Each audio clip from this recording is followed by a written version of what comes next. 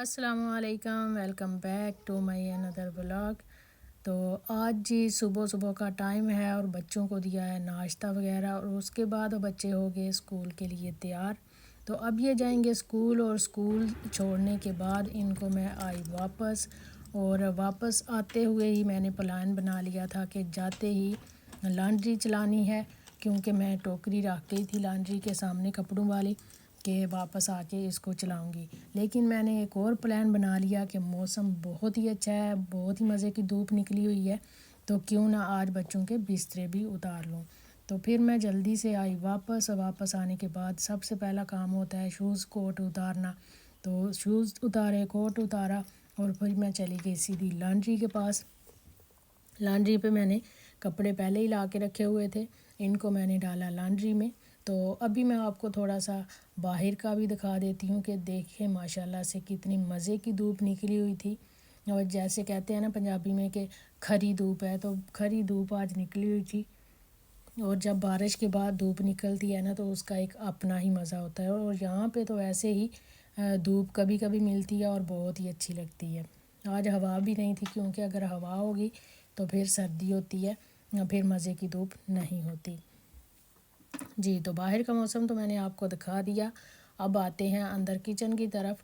آج رات کو میں نے کچن نہیں صاف کیا تھا، کیونکہ روزہ کھولنے کے بعد اتنی ہمت ہی نہیں رہ گئی تھی کہ کچن کو صاف کروں، بس برتن ہی دھلے اور پھر ہم لوگ سونے کے لیے چلے گئے۔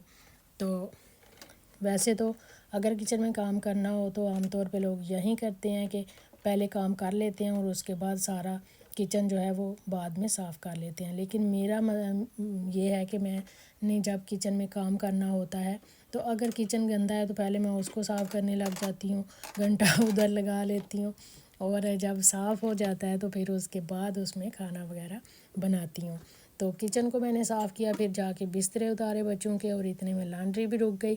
لانڈری کو میں نے پھر باہر پھیلایا، میں نے سوچا کہ بسترے لگانے بھی ہیں، پہلے ہانڈی رکھ دیتی ہوں اور اس کے بعد میں جا کے بسترے لگا لوں گی۔ تو آج میں نے بنانی ویسے نہیں تھی، کیونکہ ہانڈی ہماری پڑی ہوئی تھی، لیکن آج جمعرات تھی اور اگلے دن مجھے ویسے بھی کوئی کام تھا، میں نے باہر جانا تھا، تو اس وجہ سے میں پھر کل کا کام آج ہی کر لیتی ہوں اگر میں نے باہر جانا ہو، کوئی اپوائنٹمنٹ ہو، کوئی اس طرح کا مسئلہ۔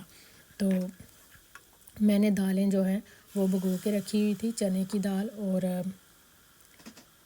اس کو ہم بولتے ہیں وائٹ بین جو ہوتے ہیں، آئس دال، کیونکہ بچے جو ہیں وہ آنکھوں والی دال کہتے ہیں اس کو۔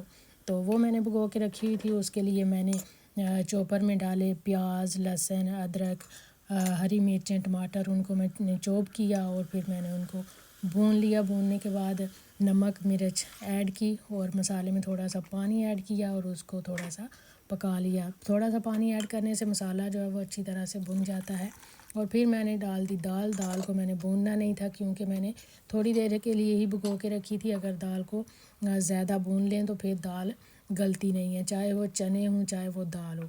تو یہاں پہ میری دال ہو گئی ریڈی، کیونکہ میں نے اس میں پانی ڈالا تھا اور میں چلی گئی تھی بسترے وغیرہ لگانے۔ جب تک میرے بسترے لگے تب تک ہماری دال بھی ہوگی ریڈی۔ تو پھر میں نے اس کے اوپر ڈالا تھوڑا سا ہرا دھنیا اور تھوڑا سا گرم مسالہ۔ تو جب ہم لوگ کھائیں گے تو اس وقت ہم اس کے اوپر بٹر ڈال لیں گے، کیونکہ بٹر دال میں ڈالیں نا تو پھر بہت ہی مزے کی لگتی ہے۔